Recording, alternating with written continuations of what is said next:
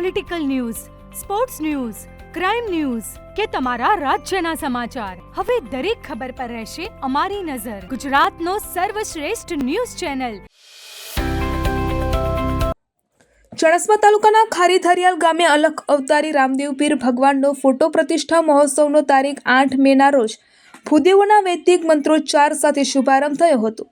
યજ્ઞના મુખ્ય યજમાન સહિત સહ યજમાનો યજ્ઞમાં બિરાજમાન થઈ પૂજા કર્મનો લહાવો લીધો હતો.